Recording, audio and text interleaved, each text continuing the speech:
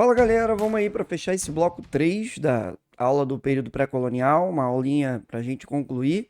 E você tem agora as expedições, né? Expedições guarda-costas, expedições exploradoras, colonizadora.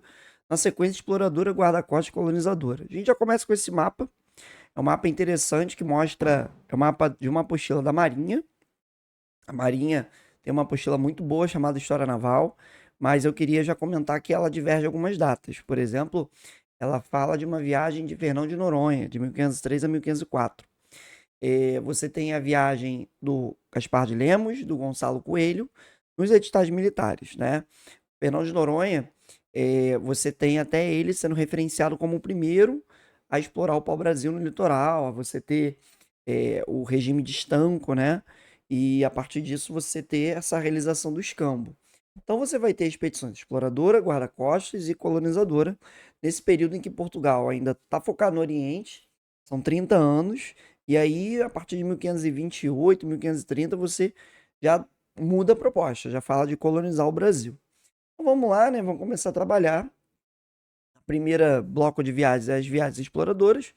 Essas viagens elas têm o objetivo de conhecer o território. É muito importante que você não tinha dimensão do território brasileiro com Cabral. Tanto é que ele achou que era uma ilha, não à toa sendo chamada no começo de Ilha de Veracruz. E aí, quando você tem o Gaspar de Lemos, a primeira, você tem um cara que vai viajando por todo o litoral brasileiro, por todo o litoral não, por 80%, não, 60% do litoral. Esse trecho desse mapa, eu sei que está no slide do Gonçalo Coelho, mas é legal a gente ter esse mapa, ó, Cabo São Roque, Baía de Todos os Santos, e aí você vai ter a região de São Sebastião do Rio de Janeiro, você vai ter várias regiões que vão receber nomes de santos de acordo com o dia, né? Então o dia vai determinar essa atribuição dos locais que o Gaspar de Lemos vai ter esse trabalho. Então, muito legal, muito bom, muito maneiro você perceber que existe, obviamente, uma visão, uma ação do Gaspar de Lemos impregnada pela perspectiva religiosa, né? Então, é óbvio, tem que falar sobre isso, tem que lembrar que existe uma impregnação religiosa nisso tudo, e aí você vai fundando essas localidades. Eu vou usar esse mapa para a gente pensar isso. Foi com Gaspar de Lemos também. Você confirma a presença do pau-brasil e você começa a pensar essa exploração. E aí vai vir Fernão de Noronha, a realização do escambo, a saída dele de Portugal com um estanco definido. Então, é muito importante elencar, pensar essa construção, né? Em 1502 a 1503, você vai ter a figura do Gonçalo Coelho. Tem livro que fala 1502, tem outros do edital que falam 1503. E o Gonçalo, ele vai fundar algumas feitorias. Já tem feitoria no Rio de Janeiro, feitoria em Cabo Frio, para armazenar esse pau-brasil. É interessante pensar que o Gonçalo, ele vai ser o cara que primeiro vai ter esse contato com os corsários franceses, um contato violento, né? Você vai ter os primeiros embates com Gonçalo Coelho e que por isso Portugal, alertado, a coroa portuguesa vai determinar o quê? Vai determinar a elaboração, o envio de forças guarda-costeiras. Então, é a partir disso, a partir dessa constatação que você vai enviar guarda-costas para cá. Então, é muito importante pensar o Gonçalo Coelho como essencial para entender essa ideia de, olha, teve contato com o francês, então agora tem que proteger. É a partir do Gonçalo Coelho com o Gaspar de Lemos que você também muda o nome, né? Você vai vendo que sai de Ilha, vai para a terra de Santa Cruz, e devido a essa ideia do pau-brasil, você tem Brasil.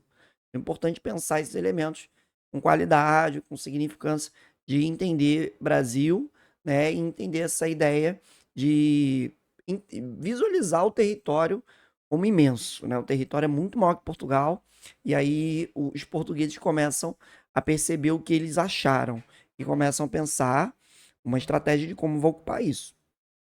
Claro que a gente já pode até comentar que os portugueses já tinham um sistema de capitanias hereditárias nas ilhas do Atlântico, né, na ilha de Açores e Madeira. Então eles vão tentar reproduzir o que eles encontraram lá, o que eles fizeram lá, aqui. Isso é importante a gente comentar.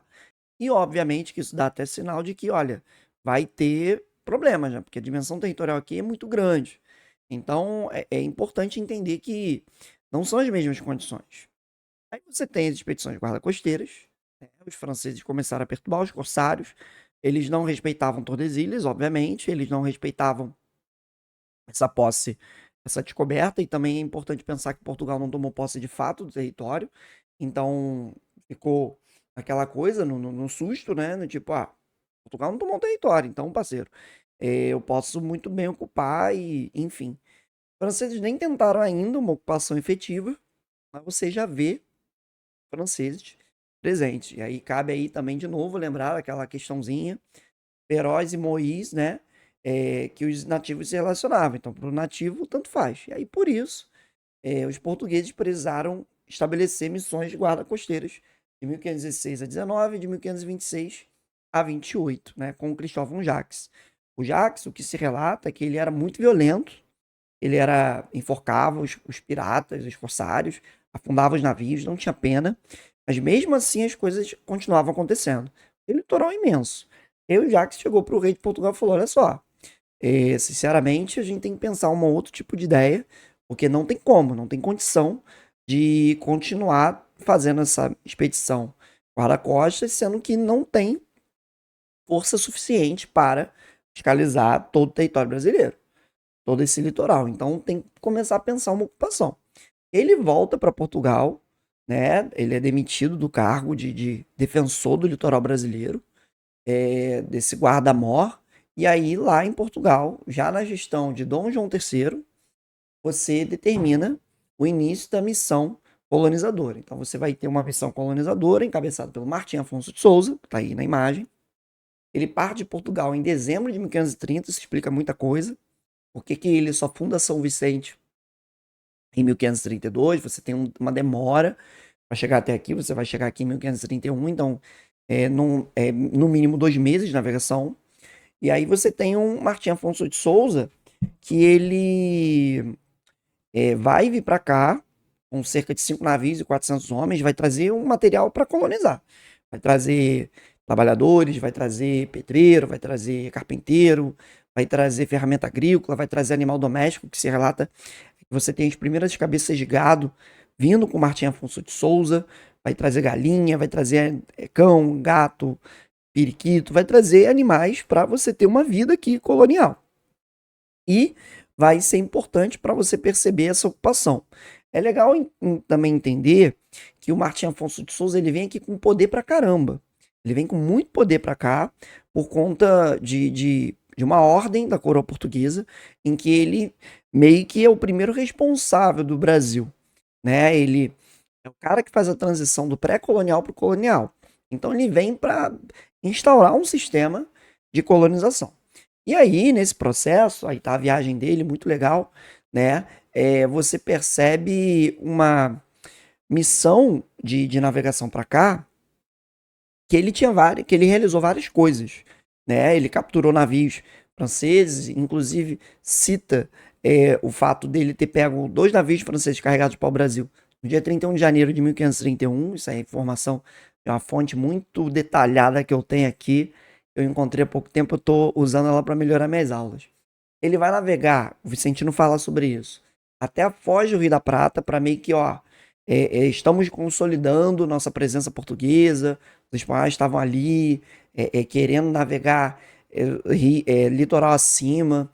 Então é importante pensar o Martim Afonso de Souza adotando uma postura de, a gente está aqui, né? É importante pensar também que ele recebe auxílio de degredados, o Caramuru e o Bacharel de Canané, eu já comentei sobre isso, sobre os degredados.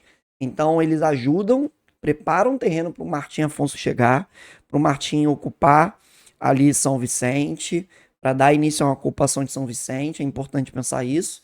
Em 1532, ele vai ter essa atuação significativa, né, na realidade brasileira. E aí, qual é a significativa? Essa fundação da Vila de São Vicente. Então você tem a ocupação inicial, Vila de São Vicente, ele vai criar o primeiro engenho, ele vai criar a primeira Câmara Municipal, o primeiro engenho, o engenho do governador, né, vai criar a primeira Câmara Municipal, vai trazer as primeiras mudas de cana. Então, o Martim Afonso de Souza, ele é o cara que inicia esse trabalho, inicia esse papel de colonização. E tem até uma imagem, eu achei nessa fonte braba, a fala do irmão do Martim Afonso de Souza, o Pero Lopes de Souza, falando da localização. Tá aparecendo aí, é muito legal, não lembro o texto agora, mas é muito maneiro dele falando de fazenda, de um local propício, próximo ao Rio Piratininga. Então, é Torre do Tombo, documento assim sério, documento maneiro, documento pesado. Então, você tem uma ocupação dessa região que vai ser a primeira localidade de colonização, e com isso, você tem um sistema iniciado de colonização. O Martim Afonso dá início às capitanias hereditárias, vai dividir o Brasil em 15 faixas de terra, 14 capitanias. O irmão dele, o Pero Lopes de Souza, inclusive, vai pegar 3 capitanias, vai ser donatário de 3 capitanias. E o Martim volta em 1533. Ele não fica, quem fica é o irmão, por exemplo, nesse sentido, né? Então vale muito a pena a gente entender esse período inicial, essas expedições, e agora eu saio do pré-colonial e vou adentrar o período colonial, dando início a uma ocupação permanente desse território. Beleza? Tranquilo? Então, espero que vocês tenham gostado. Isso fecha o bloco de período pré-colonial, né? E daqui a pouquinho a gente tem a aula 3, que fala sobre o que? Capitanias hereditárias e governos gerais. Eu devo dividir, eu vou dar uma estudada aqui, mas acredito que 3 blocos também vai ser o trabalho. Valeu? Tamo junto. Daqui a pouco tem mais.